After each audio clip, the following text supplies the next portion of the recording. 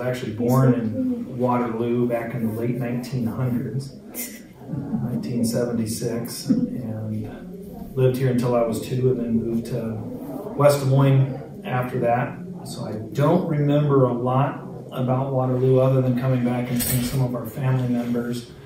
They had Pumpkin Park, which was not too far from my old house, that back when all the parks were themed after different themes, and I was grew up next to the Cinderella one, so came back to that quite a bit. But we do serve youth from all over the state of Iowa into Illinois and Nebraska. Waterloo is one of the the top 3 counties with needs that DHS would identify is Polk County, Scott County, and Blackhawk County. Probably the top 3 from across the state that need additional services and resources. But we work with kids all over the state that come down. One of the things that's most unique about us is we get the same kids over a decade. So we feel like when the timing's right, even a monkey can deliver the message, or God used a donkey in the Old Testament and he still is using them. Because we've seen over 750 kids come to Christ over the last 5 years. But God did not call us to make decisions, he called us to make disciples. So we get the same kids for a decade. These 2 have given up 1/4 of their weekends to drive kids down monthly throughout the rest of the year, and that's just not a sustainable model. So we are starting to launch satellites in local communities. In the short run, we'll still do our summer programs down at Wildwood, but we want to move our other 2 programs closer in proximity. What we do really, really well in trauma-informed care and longevity, our biggest weakness is proximity to our customer base. And we're hoping to address that largest weakness through satellites throughout the rest of the state. I did not set out to serve fatherless kids. I set out to serve the most vulnerable, but guess what they have in common? And to me, that's the biggest problem globally. I've been to 32 different countries and into the poorest areas into those countries. And I went 3 full days without seeing a male over the age of 12 in Venezuela. They had to be there at some point because there were kids everywhere and they couldn't afford the in vitro. So where are the males? And found out the males were off making more responsibilities instead of caring for the responsibilities that they already had. So some statistics to back up my contention that fatherlessness is the biggest problem globally. 72% of adolescent murders grew up without fathers. 70% of long-term prison inmates are fatherless. 63% of youth suicides, 90% of homeless and runaway children, 85% of all children that exhibit behavioral disorders, 80% of rapists, 71% of high school dropouts, 70% of juveniles in state-operated institutions, 85% of youth sitting in prisons, and nearly 2 out of every 5 children in the United States, and half of the kids in Iowa. Half of the kids in Iowa are growing up without a dad actively engaged. On the school shootings, we are talking about every issue except for the actual issue. 50 out of the last 55 school shooters, dad wasn't present. Until we solve that, now there's only 4 things you need to do to be a man, and 3 things that you need to do if you're going to be a husband or father. I don't know what they are, but if I find out, I will. We ask our kids all the time, who's teaching you how to be a man? My mom. she can teach you some things about. She can teach you to be respectful. She can teach you to be responsible. She can teach you different attributes that it takes to be a man. But men should reject passivity, accept responsibility, lead courageously, and live eternally minded. We ask our kids to define what it means to be a man, and you get 1,000 different answers, or 500 different answers from every kid, every male that we serve. But we used the 33 series, which is a series that's put out by the men's fraternity and about authentic manhood. And those are the 4: reject passivity, accept responsibility, lead courageously, and live eternally minded. So Adam's first sin is that he did not protect his bride, even from herself. He had to decide, does he care more about what the naked woman thinks or what God thinks? And unfortunately, that still is tripping up men. And what he should have said is, honey, we're better than this. Don't listen to this chump. We've got the creator of the universe that gave us all of this other stuff. Let's just go enjoy that. But instead, he was passive. He didn't say anything. His second mistake is he did not accept responsibility. God came down and said, hey, what happened? What's going on? Why are you guys hiding? It was her. She did it. What a coward. When he should have stepped in and, again, accepted responsibility, he passed the buck to her. And then the last 2 steps are to lead courageously and live eternally minded. Now, if you want to be a father, husband, or father, there's 3 more things we need to add. We need to provide for our families spiritually. We need to provide for our families physically. And we need to provide a place of emotional safety.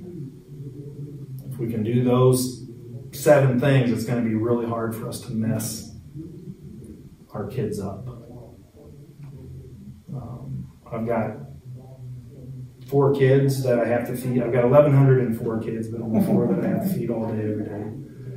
And the 4 that I feed all day, every day, 75% of them are girls. And then I have a son as well. But as my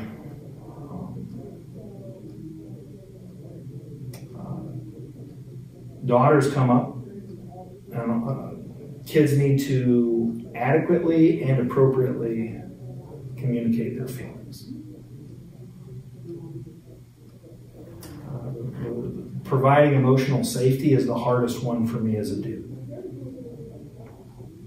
I can get impatient sometimes. I don't want I want to move on to the next thing instead of let my daughters adequately and appropriately communicate. A couple of my daughters don't struggle at all with adequately communicating. We're still working at doing it in appropriate ways. The other one, I have to leave more space for her to talk and open up, because if she doesn't talk it out, she's going to act it out. And if we don't talk things out, we act them out. So as a father, sometimes I want to shut down, I want to solve the problem immediately instead of letting them adequately and appropriately communicate. And if they can adequately and appropriately communicate, it will tee them up for success in their future relationships and with their future employers. One of the biggest problems I see in our culture today is, as young people are talking to their bosses, they don't know they either don't know how to adequately communicate or appropriately, and oftentimes it gets them fired or employed, or they quit because I don't have the perfect work environment. Well, have you said anything? Or communicated in a calm and friendly tone what you need. So, there are times when my daughters will come up crying, and I'm like, oh no, you need to stop crying and tell me what happened, because based on your response, somebody's dying right now, and we need to stop this conversation so I can get over there and help. And sometimes it's a really big deal. Other times it's, she looked at me dirty, and how do I keep from, how do I still help nurture her heart and still protect her, and without squashing or damaging the sensitivity of her heart that God gave her? And how do I help her? Hey, I want to hear everything, but can you please try and calm down and tell me what happened so that we can start to solve or fix whatever's going on that needs to be different. But we were talking about Eldora a little bit earlier. We had a kid from Waterloo that came to the ranch, and all of his siblings had been to the ranch as well. This kid found a book bag full of guns with some of his peers. They were 13 and 14 years old. And to be honest, if I found a book bag full of guns when I was that age, I would have picked up the book bag and thought, what a gift. Somebody has left this gift for us. And then we would have taken them out in the woods and probably put them back once it was all done. But he comes across this book bag full of guns. He and his buddy take it, so now they have felon. Who's the adult that left them there to begin with? And that is the real problem in the story. But they come across these book bags, and this book bag, and most of them are empty. One of them is not. And he's playing with the other ones and nothing happening, and then he picks up one of the guns and he spins it on his finger and pulls the trigger, and it goes off. And one of the sisters that we've been working with since she was 8 years old and was getting her hair braided so the 14-year-old son pulls the trigger, the 15-year-old daughter's getting her hair braided by the 13-year-old, and the bullet hits the 15-year-old in the neck, and mom lost 2 kids that day. Lost the 15-year-old girl, she died, and the 14-year-old son goes to Eldora. The prosecuting attorney talked about, we're really going to make an example of these boys, and they were talking about first-degree murder and charging them as adults, and thankfully cooler heads prevailed, and I believe they got the charges right. They charged him with involuntary manslaughter, which is what I think it was, but he goes off to Eldora, and I get invited to his graduation. Oh, you really meant? He reached out and invited me to when he graduated from Eldora. So I drove up there. Shamefully, I should have visited being in this business as long as I have. I should have already been there just to check it out, but that gave me a certain reason I should go and be there for his graduation. There are a number of things that we still have a lot of work to do. The Bible talks about missions with Judea, or Jerusalem, Judea, Samaria, and the uttermost parts of the world. Right? So Jerusalem is our hometown. Judea is our surrounding state. Samaria is actually Nebraska. It's the people we hate. And I think that's intentional. That in that list, they mention the Samaritans or Samaria, and then the uttermost parts of the world. And oftentimes as individuals or as churches, we do one of the first or the last really well. But there's only a couple of people and churches that I think are mindful to attend to all four. And God is going to put different passions in each one of our hearts.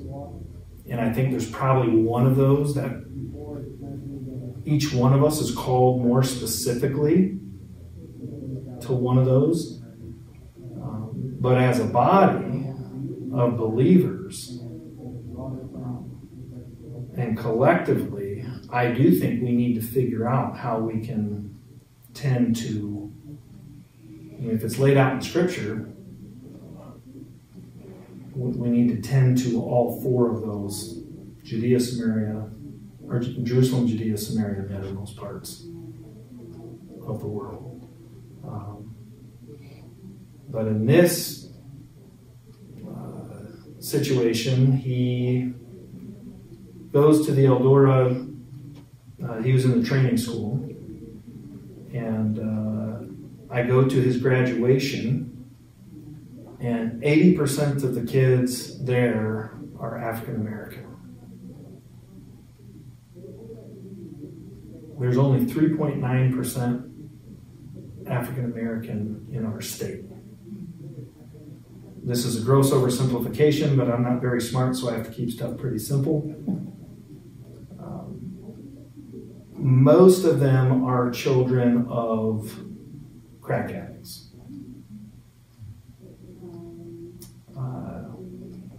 At graduation, I was the only male attending the graduation ceremony. When they got up to give their speech and who they thanked, there wasn't a single father thanked. Very similar to the NFL on Sunday.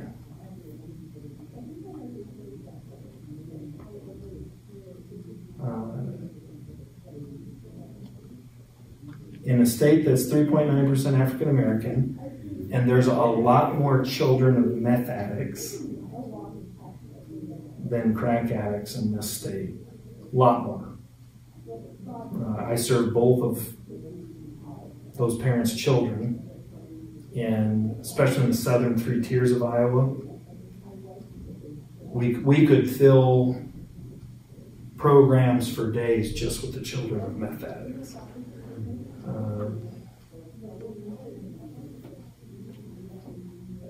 Why is that 80% African American and full children of the crack addicts and not full of children of the meth addicts?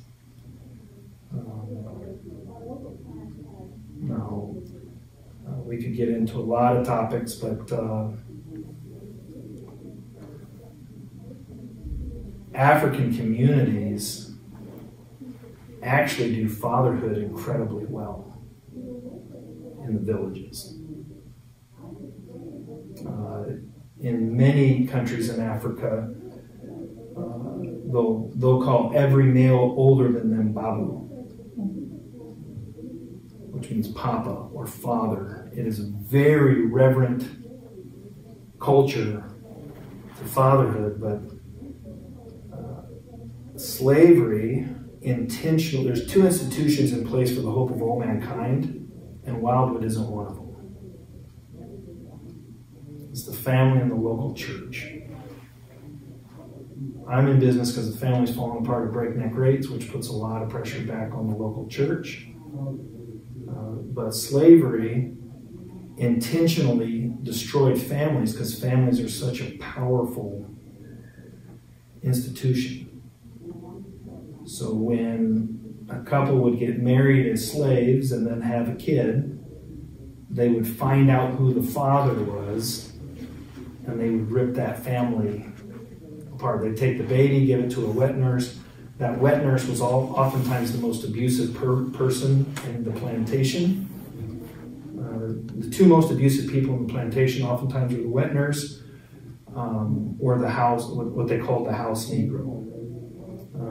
They had privileges, and oftentimes the individual with the privileges in the house, the slave owner, very rarely, if ever, beat slaves. And oftentimes was the one with the house privilege that would come up and, hey, that guy looked me in the eye. It's the owner. I need you to make an example out of him. And he'd smile and wave and nod at all the slaves, and then the henchman would go.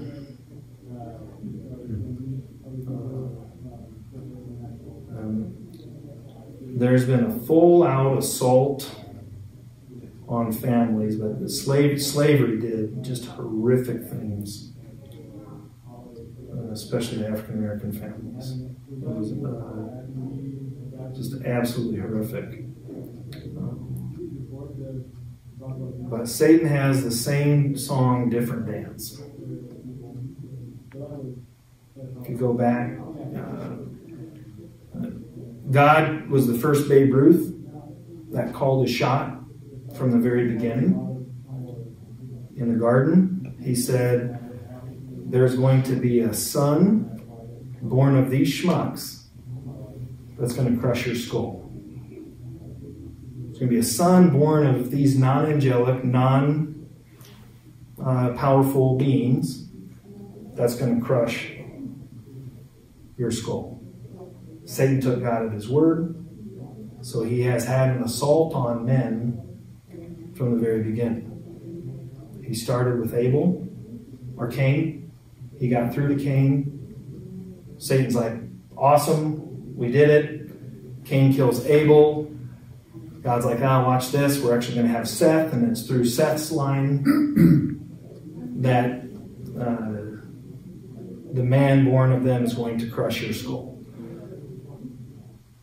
Then you fast forward to Moses. Satan gets Pharaoh to kill the firstborn. The birthrights pass through the firstborn. God's like, watch this. I'm actually going to hide the seed in the house of the individual that kills off all the firstborn. So he puts Moses in the house of Pharaoh. Fast forward a little bit further, and you have the Nephilim. So the Nephilim are sent down to breed with women so that Satan can corrupt the DNA, so there can't be a man born of them that will crush his skull. Then God hits the reset button at that point with Noah and wipes out, casts the Nephilim into the mountain, and then starts the human line over again. Then fast forward to Herod's time. It's the firstborn again. And now today, where are the men?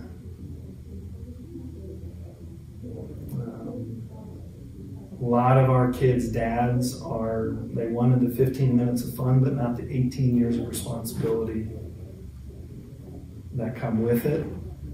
And could feel hopeless, but what I can tell you is that there are young men now that are, I actually just talked to one of them this week. Cordell is a kid that started coming down when he was 8 years old. He was our best fighter. The Des Moines Public Schools actually called him the best fighter they've ever seen. And there's 20,000 kids in that school district. And that's quite an accomplishment, but not something you really want to be known for. And every male in his family had dropped out of high school and was in prison by age 17, without exception. His mom had 16 brothers and sisters. They had about 8 to 9 kids apiece. No exception. Cordell graduates from high school at his high school graduation. His mom has this big foam finger on. Lori, what are you doing? It's not an athletic event. And number 2, you got the wrong colors. You're purple and yellow. It's not Johnston. Why do you have a big purple and yellow foam finger? She starts crying and said, he's number 1. He's the first kid in my family history to graduate from high school. I'm here to celebrate him as number 1. Like, I'm a jerk. I'm going to back off. But now he set a new standard in his family. There's not one of his siblings or any of his cousins.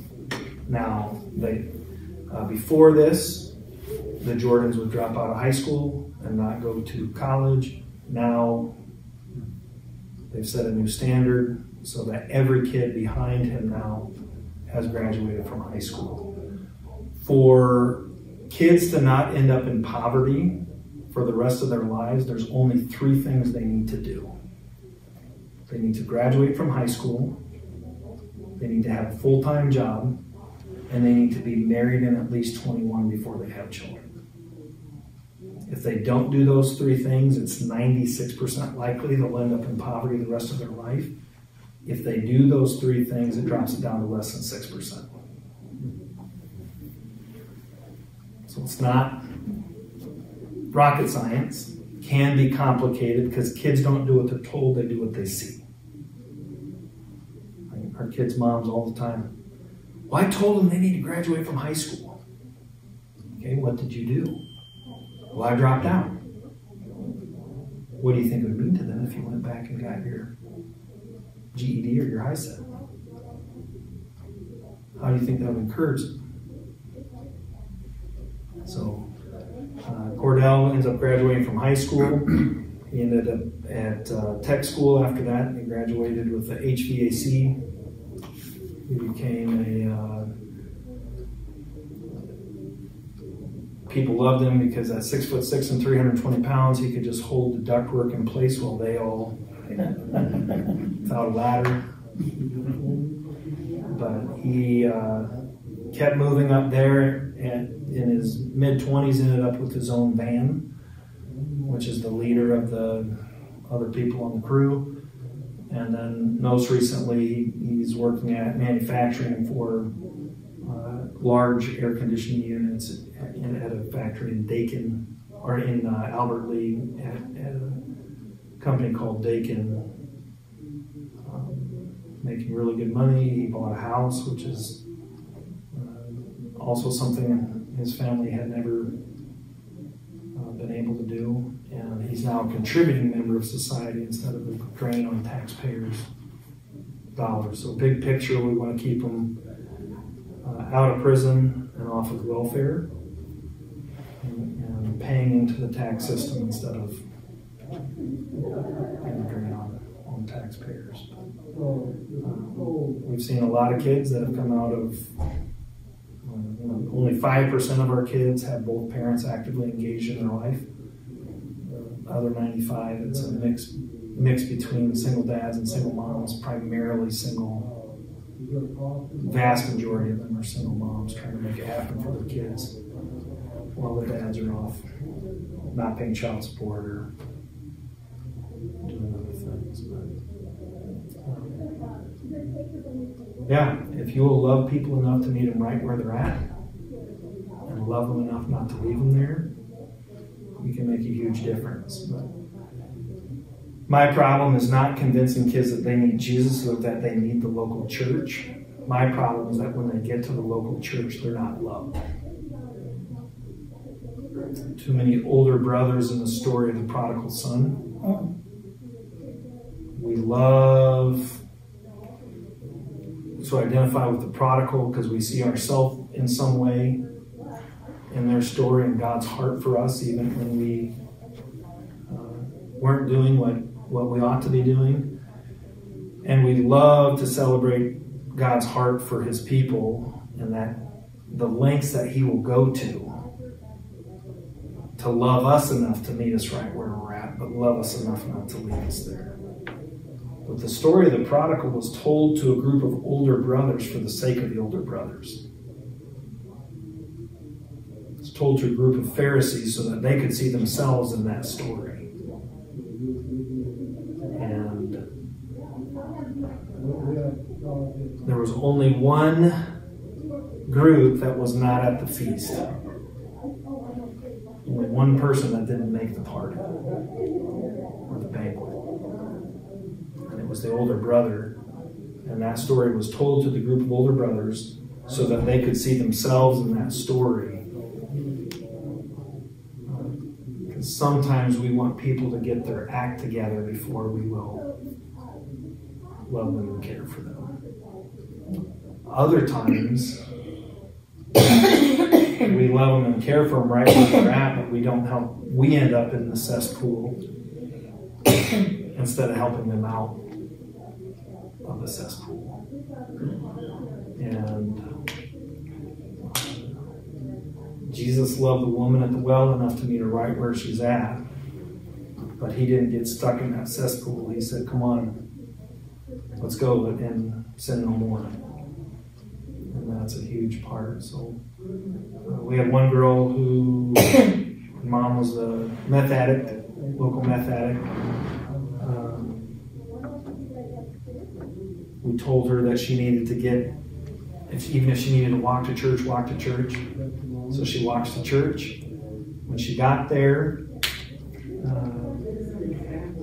people start whispering and say, hey, you know who that is? Not a single person said hi to her. Not a single person asked her to sit with her. She came back to me crying at 9 years old and said, I can't go back to that church. They know who my mom is. In a small town where everybody knows your business. And she wasn't wrong.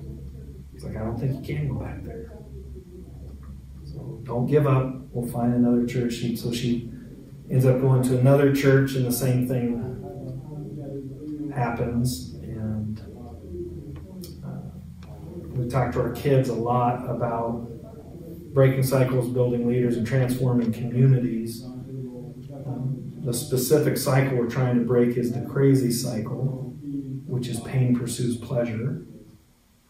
If it's the wrong type of pleasure, causes more pain, which causes you to pursue more pleasure. Now you're stuck doing the same thing over and over again, expecting a different outcome, which Einstein calls insanity. So her family was stuck in the crazy cycle. We're talking to her about leadership and saying, hey, you tell me you want to be a leader. Let's say that a leader is just somebody who has followers. You didn't move enough? That's, excuse me. On Earth? It's the other room. Let's open that door. They're going to turn it off in a minute. Oh. I'm not about tight to you. I was going to let there be light. Yeah. This room's controlled. Oh, okay. Yeah. Yeah. We got dueling banjos going on. Yeah. Sorry about that. Hey, no problem. So the I'm going to flip it on one more time. Hopefully they get the idea. Yeah. Of course, yes, the light on. Stand there. We did that over at Loving the last time too. To us. Like, yeah. It was, well, hopefully they get the idea by doing it a couple times. Yeah. So yeah, we a young lady talked to her about leadership, and you need to walk to church because let's say that a leader is just somebody who has followers. We'll get into good leadership versus bad leadership later, but let's just say a leader is simple definition. A leader is somebody who has followers. Who's had more followers than anybody in history? Jesus. If you want to be a leader, you have to get plugged into a place where you can learn about that leader every single week. If you're serious about being a leader, that you you have to get serious about understanding and learning from the best leader who's ever walked the planet. So she walks there. Finally, she doesn't give up, and we finally get her to drive 30 minutes away when she turns 16. She drives 30 minutes away and finally gets to a church that she's loved. She gets baptized in that church. Now she married a Christian husband. They have kids. They're infants, and she's already talking to me about, I think I need to homeschool my kids because I'm worried about what influences they might have if I don't homeschool my kids. So another kid that has broken a cycle is a leader in her community and is off helping make other disciples, which is when our kids are 8 years old, what we want to see out of them is that we give a clean handoff to a church and that they become replicating disciple makers. And some pastors think we're absolutely crazy because he's like, I can't get my people. I get them every week and I can't get my people to become replicating disciple makers. But I have seen hundreds, if not thousands of our kids come and help other kids who've been through the same situation as them, now breaking the cycle and helping our with Delane. That's when it got the most fun for me. And it's crazy how God put kids in her group that were children of meth addicts that had gone into foster care, and how many similarities. And I wish I could say I was this brilliant mastermind. She thought I did that. She came up, she's like, I can't believe the people you put in my group. I was like, why? Because they're the same age and gender? She said, no, because I had, one of the kids was a daughter of a meth addict. She went into foster care. Another kid had been through just very similar things that she had experienced. And now she's helped. That's when it got super fun for me, because it's one thing for me to say, you can't change your past, you can't change what's happened, but you can change where you're going. It's something totally different for her. But, couple practical things that we do. We praise in public and criticize in private. And we praise specifically and criticize generally. So if there's something good that our kids are doing, way to go. And we call them out by name and we say specifically what they did. And then the other kids will be like, that's what they value. And if I have something critical to say, I'll pull them off to the side and handle that privately. Which oftentimes as adults we flip those. We call out the negative behavior out loud. Now sometimes we have to do that, but if we do that, then I'll generalize it. Hey, we as a team need to be more kind and caring to other people. And the person who did it, everybody else knows and they know, but it's just not the public shaming that oftentimes we think is going to be. I haven't heard of one person, we're really going to make an example of them, that it actually changed their life or the life of others. I don't know too many people that were feared into the kingdom, but I know a lot of people that were loved into the kingdom. And other practical things we do, we make more noise, but directed noise. So we're trying to get attention of 150 kids with ADD. Instead of saying, shh, we will either clap or chant, or probably the most popular one is one of our leaders will yell, Aussie, Aussie, Aussie. And everybody else else will yell, oi, oi, oi. And then they know after that it's time to be quiet. The sort of creative teachers that say, if you can hear me now, clap once. If you can hear me now, clap twice. If you can hear me now, clap a million times. That's a little bit more creative, but that one just takes way too long. Or the other ones, we can get 150 kids with ADD to be totally silent in just a few seconds. Any youth leaders, there are 10 steps that people can take that will help get kids quiet, or children's workers. There are 10 things that you can do in a group setting to get kids to be quiet without saying it. Shh. Because if you say that while somebody's speaking, it's super distracting. And oftentimes the person speaking didn't notice the problem until the adult drew attention to it. And then the adult just reinforced what the kid wanted. The attention. Shh. And now everybody's looking back at him and he's like, I did it. I did it. And so what we do instead is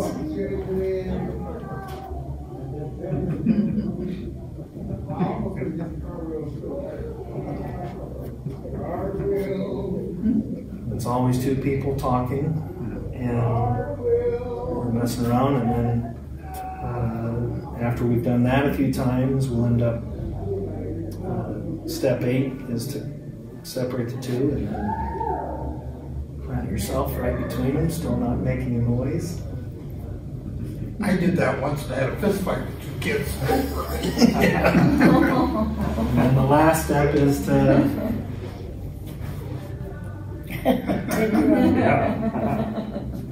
hit the lights and what questions do you have? So we know about the camp, and I know you said that Sam and Lynn took kids, once a month so how did that work? Like, how were those kids chosen to get extra? Is this an extra visit, or is this a program? Yep. As they get older? As they get older. Okay. Yep. We used to try the consistency with the 8 to 12-year-olds, and we just couldn't get, we need the same kids for a decade. If we need the same kids for a decade, oftentimes we're the only consistent thing that the kids develop. Things might change. So She called each and every one. So here the kids are recruited through the school. So trying to get, kids signed up ahead of time, parents signing all the things and ready to be coming. And so it went from 80 pretty regularly, 20 to 80 to trying to get 100-ish. COVID shutting it down a year and then trying to rebuild that back the last couple.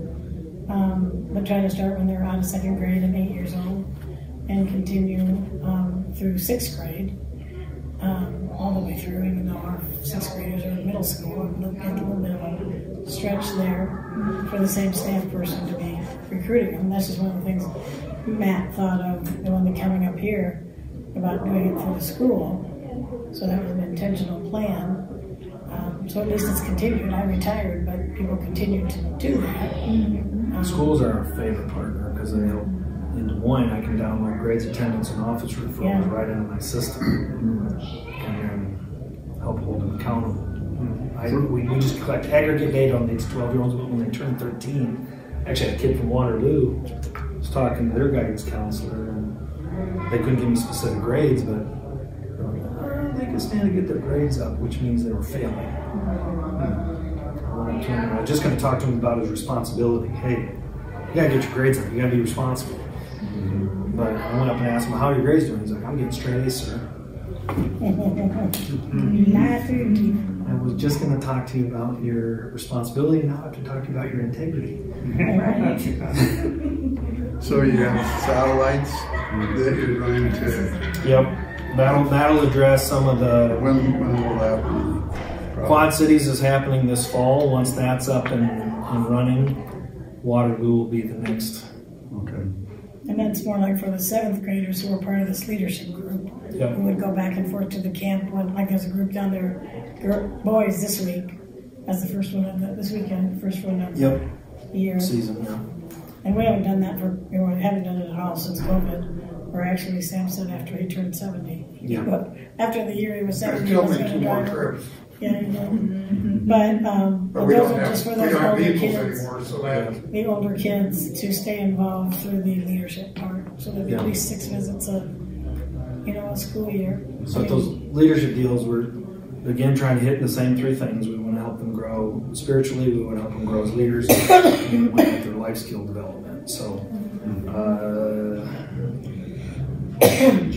financial literacy just wrapped up a few minutes ago down at the ranch. So the key to solving poverty is a good job. You can't keep a good job without employable skills. So our employment training starts as simple as show up on time and work hard, and then gets as complicated as woodworking, welding, plumbing, electrical.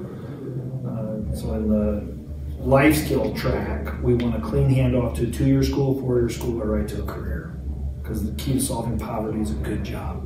You can't keep a good job without employable skills. So there's a fundamental shift between our 12-year-olds and our 13-year-olds. 8 to 12-year-olds are just being served, and then 13 and above, they're serving.